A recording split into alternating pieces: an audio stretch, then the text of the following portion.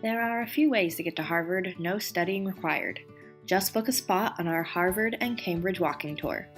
Free Tours by Foot offers a 2-hour public tour with an expert guide to learn about the history of Harvard University and the surrounding town of Cambridge.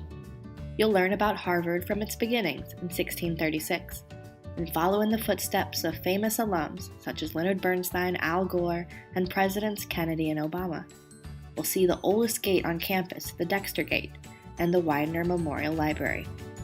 And like thousands of visitors before you, you'll have a chance to rub John Harvard's left foot for good luck and learn whether that is actually a Harvard tradition or not. Join us on this entertaining and educational tour of the history of this prestigious university and historic town. Find out when the tour runs on our website calendar and make the required reservations. Our tours are name your own price, so no upfront payment required. You can pay the guide at the end of the tour what you thought it was worth.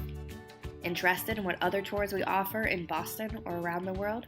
Subscribe here to get notifications on our newest videos, how-to guides, and travel tips, or visit us at freetoursbyfoot.com.